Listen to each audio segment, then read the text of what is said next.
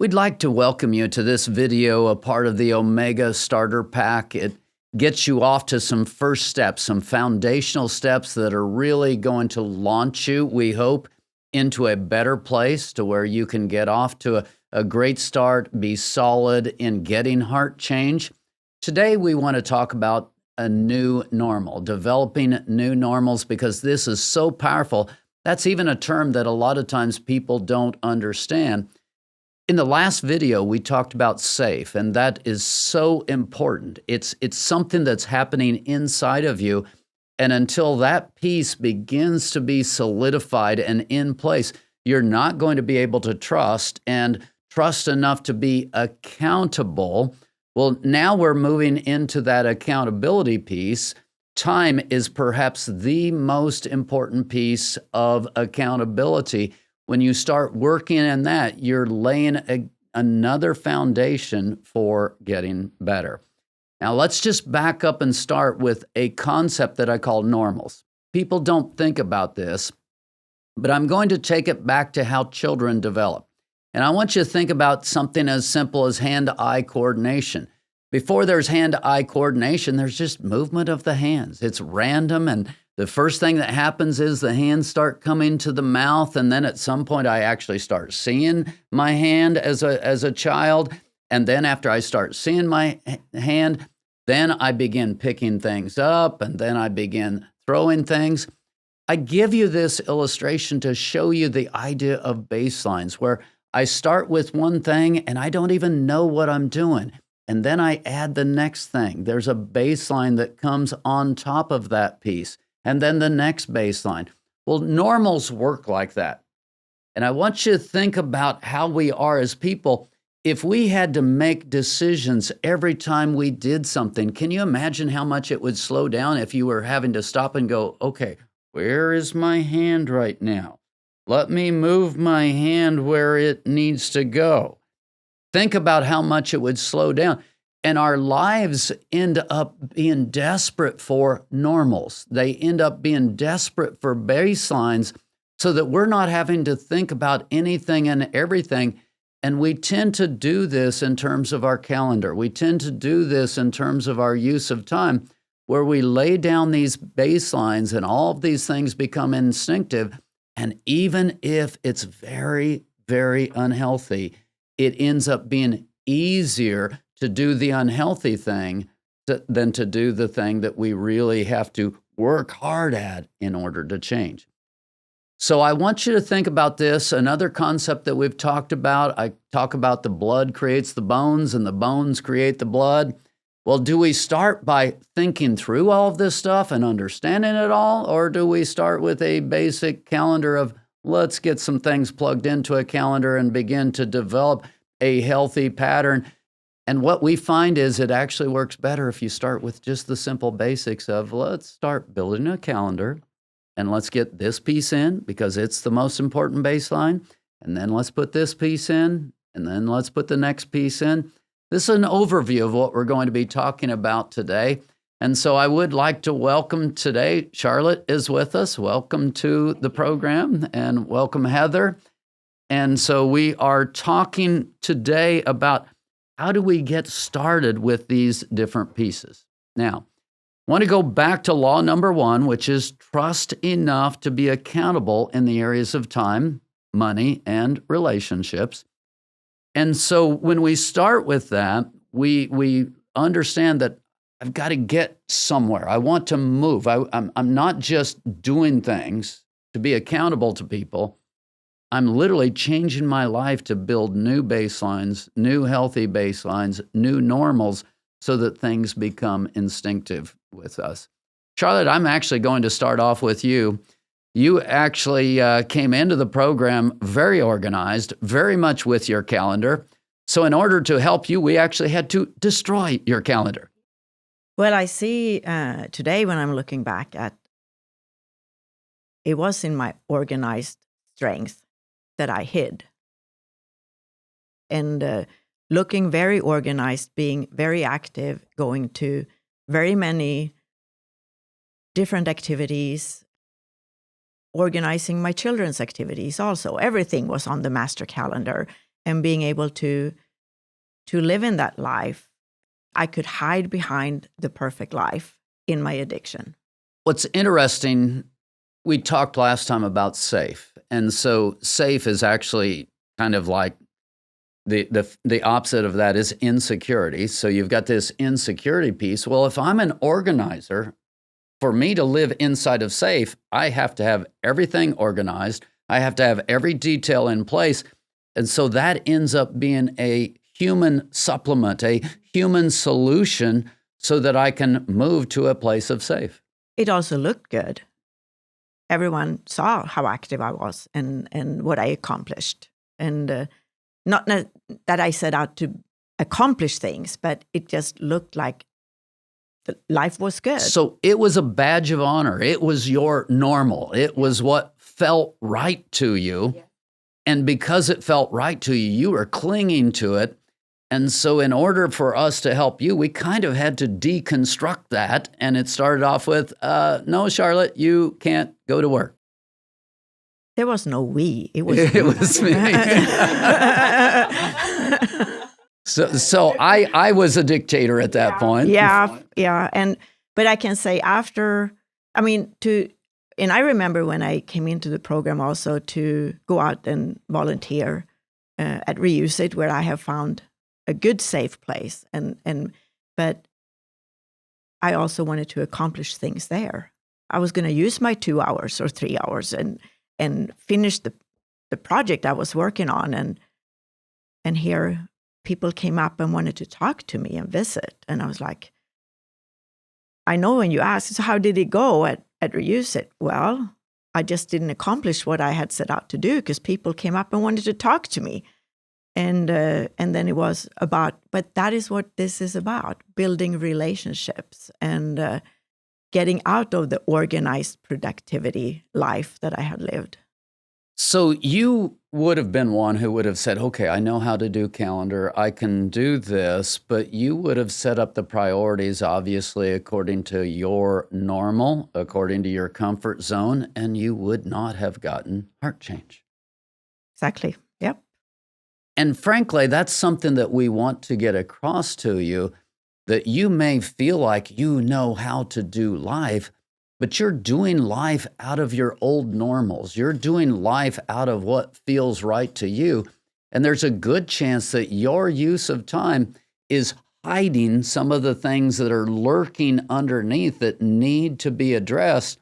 And we actually are building calendars for people, starting with what we talked about last time, SAFE. We're building calendars to step-by-step reconstruct you spiritually, so to speak, in a way to where you begin to develop new normals of, wow, it feels good to get some time away. It feels good to decompress that anxiety and get it back to a place to where I can breathe again. The next thing that ends up being so incredibly important in our world is actually classes. And so we want to talk about that a little bit because invariably we have people who fight us. It's like, I don't need that information. Charlotte, you already introduced the topic. You didn't need to go to Reuse It to work and perform more things. You already knew how to do that. Yep. What you needed to go for, as you said, you were doing what? Building relationships. Exactly.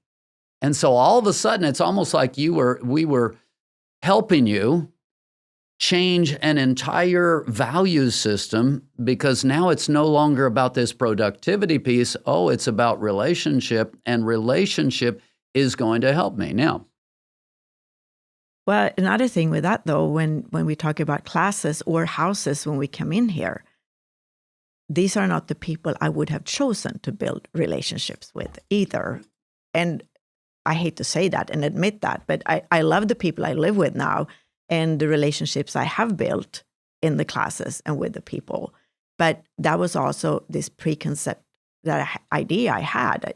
I'm going to be productive, and I know what people to build relationships with to be productive. And people choose their relationships according to normal.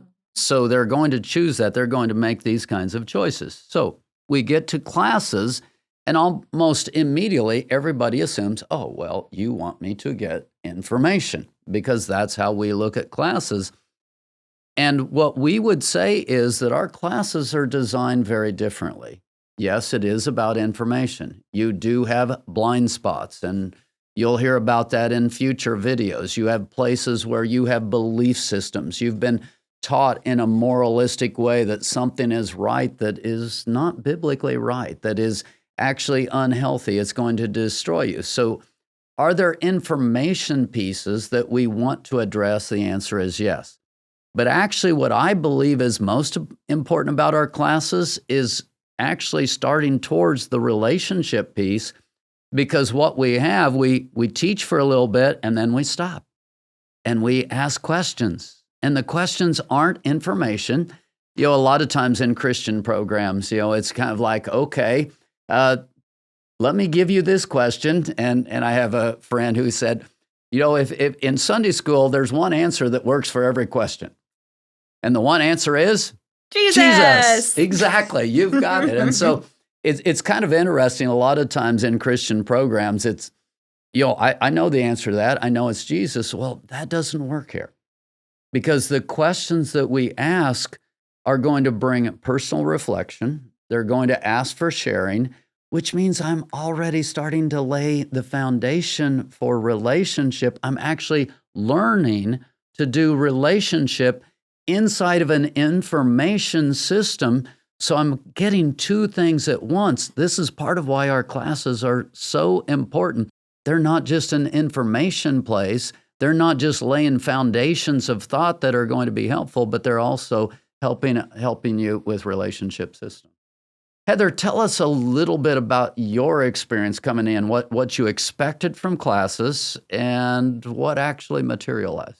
Well, I recognize that I was really closed-minded.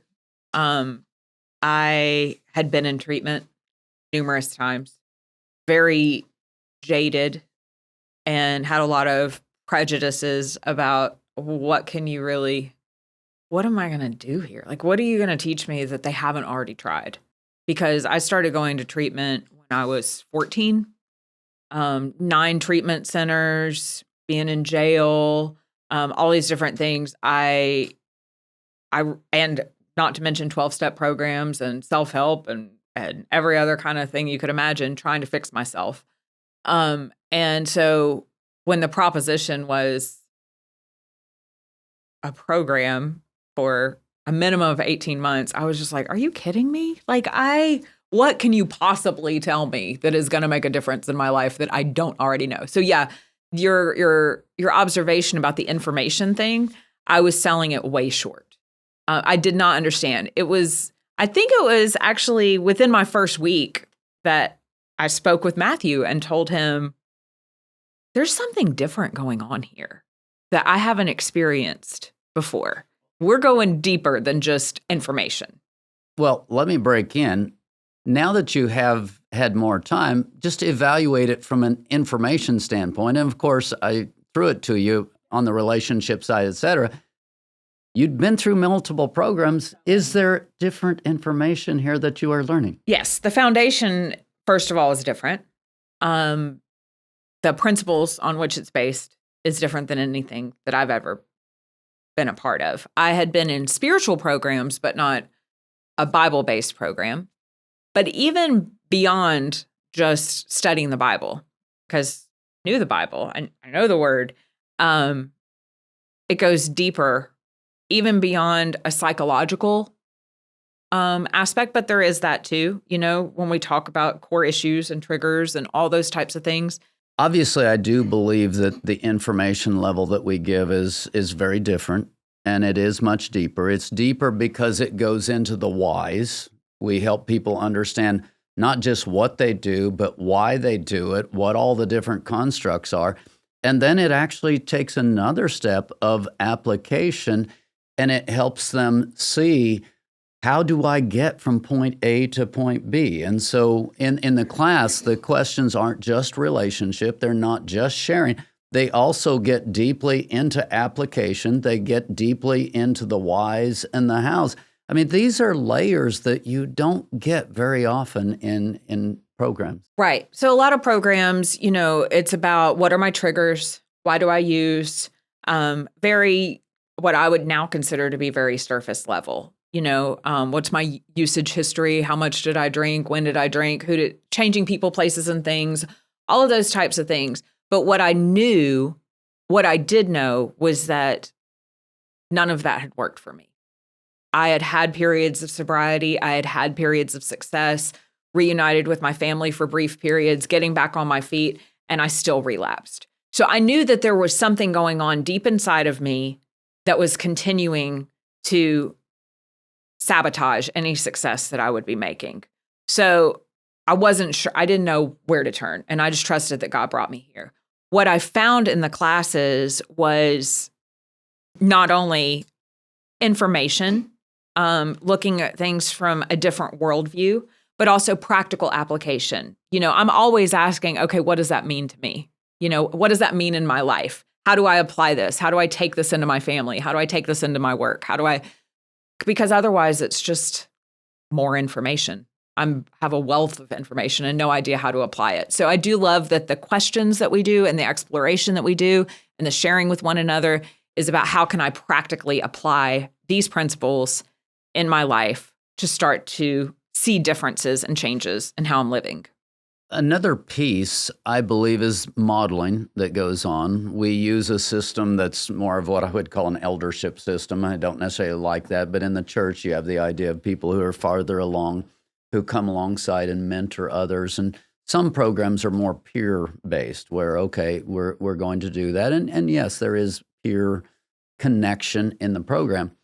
But in the classes, you have people who are farther along. They're able to speak into the lives of the others, and they're able to interact. And hopefully they're modeling what we call the one another lifestyle, where we're not just dissecting you. We're not making demands of you. We're coming alongside. We're giving you support. We're pouring life into you. Classes are not meant to be just an academic exercise here. Yeah, I was thinking about that when you spoke to Heather, because I feel like whether I'm accountable with my finances, relationships, or my time, it is for a we. It is not, I have tried this. It didn't work for me. I'm here. And I'm not necessarily putting all my eggs in your basket either, Pastor.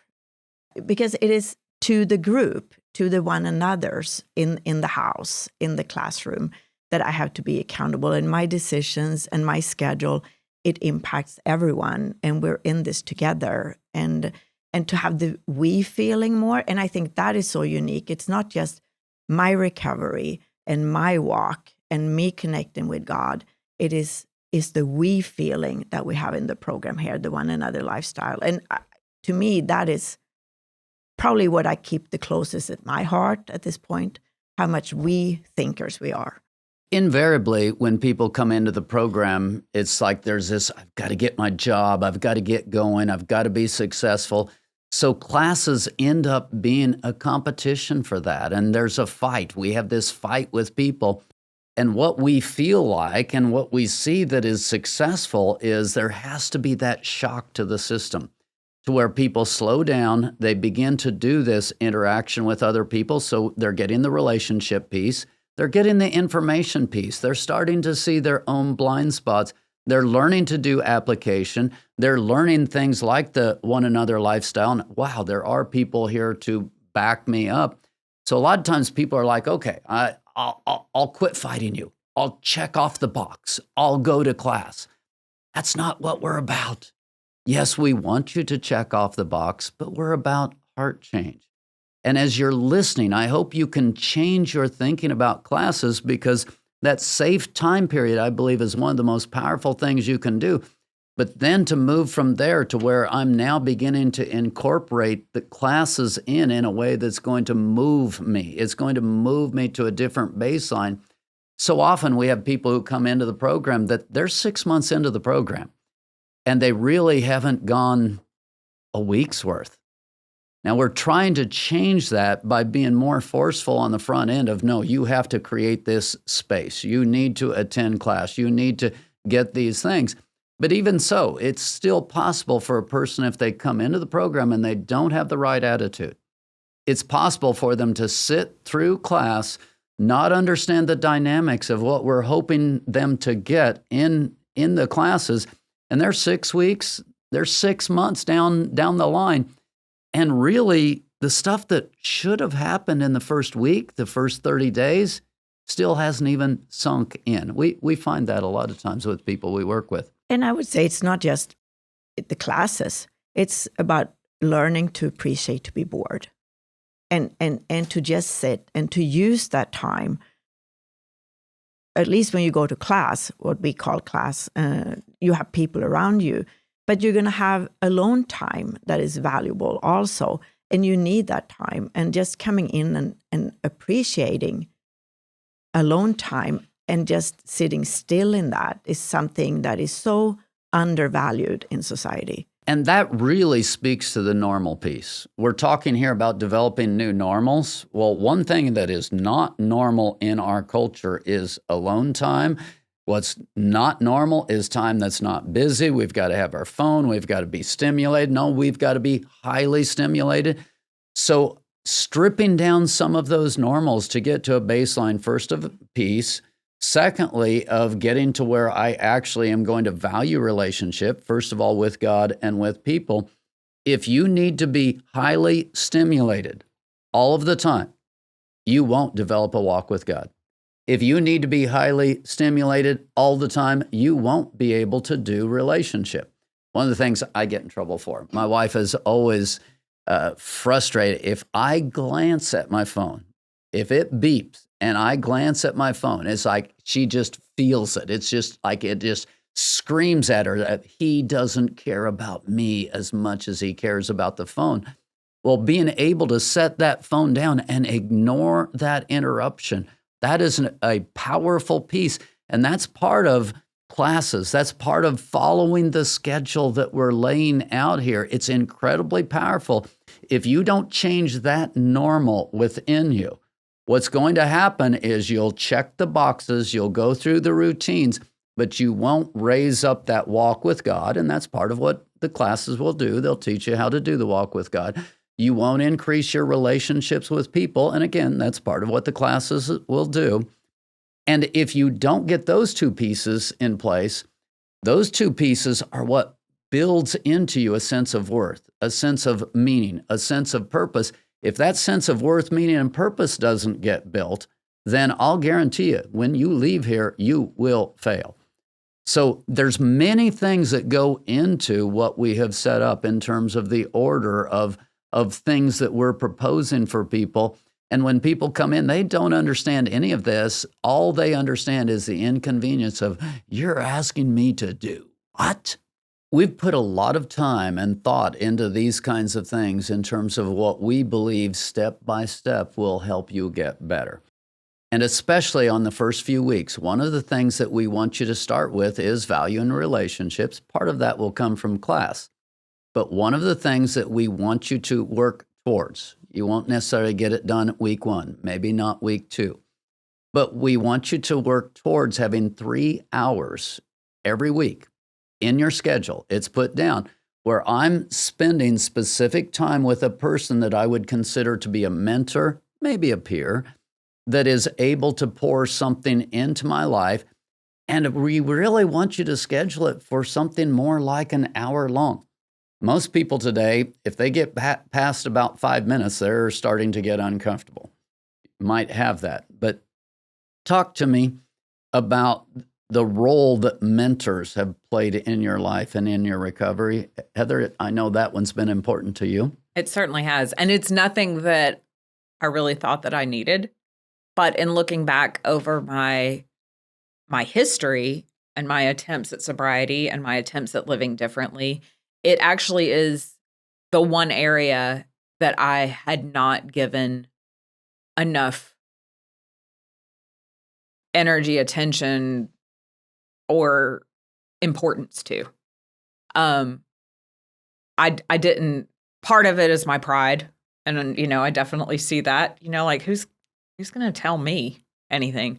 Another part of it is fear. not wanting to be thought of as not having all the answers, not wanting to be thought of as not able to, just being vulnerable with somebody and saying, I don't have it all together, when my life very much shows that I don't have it all together. But so first of all, I didn't know how to get a mentor. I didn't even know where to begin. So I began volunteering at Save and Share because it was walking distance. I was bored, and it seemed like a good way to spend my time. I have to say also that my pride there was like, what? I'm going to go fold clothes with old ladies in the back of a thrift store. I mean, like, is this really how I'm going to spend my life? Because what I thought I needed to be doing was what I thought I needed to be doing. I need to work. I need to pay my bills off. I need to pay my fines off. I need to reestablish a family. But that wasn't the program. And so I had decided to come under the accountability of the program and let's try this. So I wound up at Save and Share, and there were very kind people who weren't filled with the drama I was used to with the people I was running around with. They didn't want anything from me. They just asked questions and were doing simple things that are for a good cause together. And over, I don't know, maybe within the first week or two, someone just asked, where do you go to church? And I had been trying different churches here. And I told them the different churches that I had tried. And I said, but I was raised in this certain denomination, and that's where I was going in the last city that I was. And the woman said, just a minute, I'll be right back.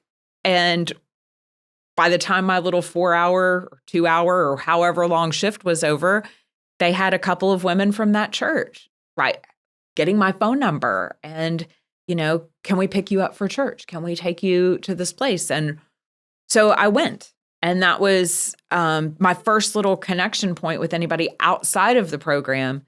What that's done for me, other than just a basic accountability, is it gave me hope to see people living a healthy life, to see people who are willing to put others first, to see people who are putting community first, who have relationships that are working, that aren't drinking and drugging and living the way that I had always lived. And they were happy. Like, not only do they have their life together, but they're happy about it. There's joy and fun, and we're laughing and we're having a good time. So it really helped me to start to gain hope. Underneath it all, of course, there's been transformational, being vulnerable with somebody, being honest with somebody, being accountable to someone. All these things I wasn't willing to do before. But in the front end, it just gave me hope that maybe I could have a normal life of some kind, that there was a future for me beyond what I had been living, going to jail, going to treatment, getting my life together, losing it all again, over and over and over again. I had really lost hope. And being around people and having them show me that I mattered to them and that I was important to them also helped to start me feeling like I might be worthy of those things happening for me. You touched on another entire point that we want to be a part of people's calendars, and that is the volunteer services. And volunteer services is huge because, A, it gets you outside of self, and so much of addiction is totally caught up in self. So I began to do volunteer services, and not just volunteer services anywhere, but we love to have them do it at a Reuse It, at a Save and Share, at places where there's other people who really have a good heart, who have some healthiness, et cetera. So now I'm developing relationship there. That becomes another piece of the calendar. One of the ways, too, that we talk about, we mentioned this in the orientation video, the Omega Workforce. If you do want to get to work and need to do that, well, if you can work with some of our people, you're in a good place, you're developing relationship. It's not just about work, it's about developing work skills, work ethic, having relationship, being in a safe place. These two places are both safe places. They're good places to make connections. And if I can add something here about the mentors too, I think that many of us come in, and when we hear that word, it's someone older and wiser. a professor type, a pastor type. That's the only one I can think can pour into me as a mentor. And I also was not real open to the idea of having mentors. Why would I need them? I can organize my own life, right? There's a theme here. Both of you came in feeling like, I don't need anyone else. And both of you came in as addicts. And that's one of the big changes that needs to happen is you begin to see your need for God and your need for others. Yeah. But so as a mother of two very strong-willed, independent daughters, adult daughters, who also can run their own lives and probably mom's life also. But to actually get a mentor or two who were younger and my daughter's age and could give me strong opinions and speak truth from there. I mean, it has helped me reevaluate how I have communicated with my daughters also and helped to restore those relationships. And that's been very valuable. From a first steps perspective, I'm not totally concerned with mentors at this standpoint. I'm concerned with just relationships. It actually starts with me being able to sit down with a person with no distractions and actually know how to ask questions, how to interact with them, just do basic relationship things. We don't even know how to do that. As a culture, we've lost that skill. So from a first steps perspective, on the calendar, to get started towards this, you look at scheduling 3 different times where you're going to sit down with people during the course of the week. And if you're volunteering or if you're scheduling these times into the calendar, you find that it actually starts to happen for you. Very important piece. And also, we have to lay down the view we might have that people are asking questions because they're nosy. Sometimes at the places we volunteer or at the possible mentors, people at church, they do care and they're asking questions. And as we're building our schedules and making the appointments, they're not just asking. Maybe when they ask if you start a conversation, they can give you a ride or they can go along or they can help you pray for that. There is a lot deeper meaning with those relationships also. But I think a lot of people, when they come into the program, is like, well, she asked, she just knows it. She just wants to know what I'm doing, and there's so much more to it. In terms of the program, a piece that's very important is building a calendar because many people come in with legal requirements. If we understand when your probation appointments are, we actually help you try to get rides to those, maybe even remind you of those. So one of the big pieces is the legal requirements, walking through all of that. And then that highlights something that I know is dear to Charlotte's heart, communicating that early. Because if we're going to get rides, if people show up and it's kind of like, oh, I need a ride in the next 5 minutes, we may or may not be able to do that. And so one of the pieces that's important is to actually make a plan so that at the house meeting, generally on the weekends, not always, but generally on the weekend, you're looking a week ahead and we can actually cooperatively work together to meet appointments, to make sure needs are being taken care of. And so looking down the road, understanding all of these different appointments and cooperating at a house level, that it's a huge part of recovery. And another part of that also that we don't put on the calendar, but maybe should, and people should be more proactive, is when they're running out of prescription medications. And it's like, oh, I'm running out. I need to go. Can you help me go and get my prescription refilled? So learning to plan together, learning to interact with other people. And one of the things, especially from an addiction standpoint, we don't think about anybody else. We don't bring anybody else into our plan. And so learning to be open about that, to have a time at the house meeting, preferably, a time where people actually have looked ahead. They've brought this in. They've looked ahead. They can share that. They can be interactive. All of these are building new normals where it's not just me arrogant of, I don't need these people. They can't do anything for me. I kind of despise them. it's me beginning to realize, oh, wow, I am dependent. I do need rides. I do need to interact. I do need to be gracious and considerate of other people's time. And when they're helping me out, I don't want to go into that place of being demanding, because if I'm demanding, guess what? The willingness to help goes way down. So just an attitude towards all of that in terms of developing my calendar with other people to meet the different needs. And in terms of normals, it doesn't always show up like an arrogant type of thing. For me, like what I see is the addicted life is very self-reliant. It's very much, I was very much in a survival mentality. So there wasn't any thinking ahead. I personally had been homeless for 3 years by the time that I got here. And when you're living that way, or you're couch to couch, or you're house to house, or you're place to place, it really is just about, how do I get what I need for this day? And so I wasn't used to thinking ahead and saying, I'm going to need to pick up my prescriptions. I'm going to need to get groceries for the next 2 weeks, or for this week, or this is, I just wasn't used to thinking in that way. So getting that new mentality going too, it wasn't necessarily not thinking about other people. It was just still being in that survival mode. Does that make sense?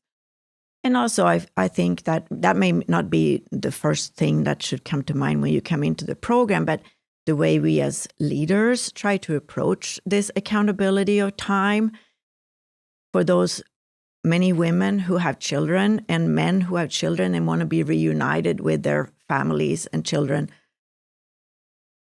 From my own perspective, maybe especially teenage children here who has their own idea. So when you come and tell me you just need to do this, or I need to do this for you, and at this moment, and I say no, what would it look like if your child came and asked you and demanded that? How would you respond to that? Well, on top of that, people want to make those connections sooner and more powerfully, and they're desperate. The worst thing you can do is jump out there, make that connection, then have a relapse, then go through a disappointment phase. Slower is better. Slower is the way to do it. I need to get my normals in order. I need to get things going the way they should be, because when I start building those connections, I want to be reliable. I don't want to go forward and fall back. And again, the impatience factor is so huge. Impatience to get a job, impatience to get the kids going, get the family relationships. Instead, no, let's pull it back. Let's make sure class is a priority. Start doing these relationship pieces that we're asking about. Make sure that the legal needs, that's all charted and that you have a plan for that. Make sure that you're looking at the program requirements. One of the things that we do, we have a check-in, a weekly check-in. We have a person who is a peer mentor coordinator type of a person that you're checking in with. Is your budget done? Are you walking through that? Are you walking through all of the different pieces?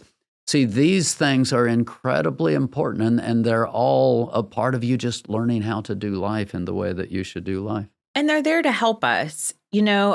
Another way that I've seen this self-reliance show up, not only in the arrogance, not only in the I'm just not thinking about it because I'm in survival mode and I'm used to having to do everything myself, but also that I'm bothering someone. So a lot of times people will even come into the office and be like, I didn't want to bother you. Or come to the house leader, I didn't ask you for this because I didn't want to be a burden. So that's another way we want to just really drive home. We've got all this in place for you. That's what being for one another means, is you're not bothering anybody. We want to help you. We want to give you a ride. We want to, that's what we're here for. Yes, and many times when they come then and ask, and the answer is no, if they would take the time and let's sit down and talk about this and lay this out. Why is this no? Maybe they will work in 2 weeks, but today is not the day yet. Many times if they choose not to bother us, they're going to be more of a bother, because then it becomes an emergency. Then it becomes a crisis. You might even end up with a trip through the hospital, all of the different things. So no, give us the chance to be bothered. Communicate quickly and often. Give us the chance to say, no, let's put this one on hold for just a little bit. It's not fitting your timetable. step up, communicate, bother us. Let me run through just a few other things from the list. Obviously, you've got caring for basic needs. That's food, going to the grocery store. We try to make a weekly trip to the store available to them. We have the food bank. We have different things. So we try to make sure that the personal needs are there. But these things need to be planned for, need to be talked about again at a house meeting. Hey, when would a ride be available? And so then I need to make out a menu. I need to think about the different things so that I don't need to take 5 trips. Then I do become a bother. And so that doesn't work well. The other parts, which obviously we believe are very important, is the God relationship, making sure there's time for that. A church piece is plugged into a part of your schedule. Health needs, obviously that can go with hygiene and et cetera, but making the needed appointments to get health things. And then there's exercise and recreational needs. All of these are important, and learning to be able to step back and plan these. Now, the people who rush back to jobs, or they rush into trying to get their family back together, et cetera, they don't take the time to develop these and plug these pieces in. As soon as the job hits, all of a sudden, all of these other things start getting squeezed and they're pushed into a place. If you don't have at least a little bit of time of building a calendar and walking it through and developing some routines there, when that job comes, all of this other stuff is just going to be chaos, because back to the baby, where the baby's just staring at their hand, trying to figure out what to do with their hand. That's what it's going to be like. If you don't have normals in place, good normals in place, healthy routines in place, the amount of effort that you'll put in trying to get better, it's just going to absolutely overwhelm you and destroy you. You talked earlier about also to putting down your cell phone. But I would add to that here, your car. Also, we have people who come into the car, and I know I was one of them. I mean, I didn't have my vehicle the first 30 days. And after I relapsed, I also didn't have my car for 30 days. So, but how it is actually a good practice to, when we put these schedules, just because you have your car, if you rush through things, you're actually going to give yourself a disadvantage. And your testimony clearly shows that because you didn't have those things, you went deeper in God than you ever even knew existed. You thought you were there, but all of a sudden it's like, whoa, there's whole new layers that are being opened up. You went deeper in relationships, and that boredom ended up being huge in terms of you getting better. It was all about obedience. It's been so cool for me to see how little I can get away with too. By that, I mean, I can live without, not get away with, but that I can live without. I've been here for a year with no car. And there was a point in my life when that was inconceivable. You've not had a car in over a year. But for me, it has called me to a different prioritization, which I think all of this really comes down to priorities. I remember early on in the program, I had a little temporary gig through the temporary agency, and it was just a 1-week job, but right after that was done, the store manager there wanted to offer me a permanent position in management. Now, my MO in the past was 100%. This is a sign from God. I'm supposed to take this job. This is going to be my new career. This is the answer. I'm going to pay off all my bills. And this is going to set me on my way. And I remember clearly sitting outside the Women's Center here and praying and saying, God, if this is going to get in the way of what you want to do in my life, block it, please. Because I know myself and I know that I'll take it and I'll run with it. And he never called again. The job fell through. But what did happen is within a couple of days, another job came through, and through the same temporary agency, and it fit me perfectly. He was willing to work around my classes. I had time to say, this is what's important to me. I can be there right after my first class. I need to be back before my evening class. Totally worked. And I was able to start to develop those new priorities. So I had always had the cart before the horse. And what that did was just kill my self-confidence, my hope. Every time I would try again another way to get this job, to get it going, and then lose it all over again, relapse all over again, it would destroy anything that I had a chance of building up. So, Jesus talked about the man who builds his house on sand. And I realized I was just trying over and over and over again, build my house on sand. And I really needed an opportunity to find rock, find solid ground, find a strong foundation so that I could build something that will last. This topic of normals is so much deeper than where we've even touched here. But what I want you to take away from this video is the idea that normals start with basic patterns, basic obedience. Be accountable for your time. You tend to develop a normal. You tend to develop a sense of right and wrong and conscience from what you do on a consistent basis. If what you're doing on a consistent basis is rushing out there to try to be my own savior, to try to fix me, you're going to continue in the same places that you've always been. But if you're willing to step back, allow people to speak into your use of time, begin to set these kind of regular boundaries for yourself, and get it set up on a way where it's repeated over and over again, that's when you will begin to get heart change. What we do ask of you, we want you to get these things in place. We want a minimum of 4 weeks.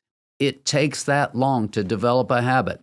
We want a minimum of 4 weeks of these things in place. So the sooner you are able to think through some of these things, get them in place, then the sooner you are at some point able to hopefully get out there to where what everyone wants, I got to get my job, I have to get this in place, etc.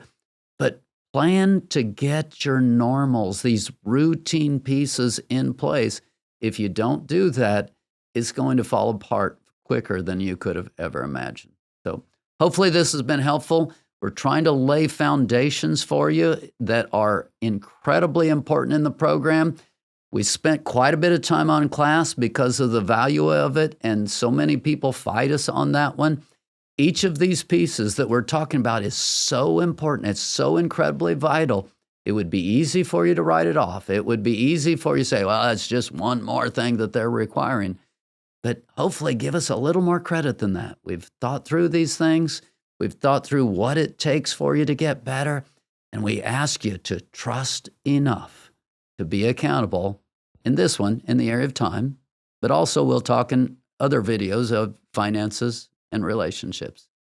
Thank you for joining us. Continue to hang in there. Keep growing.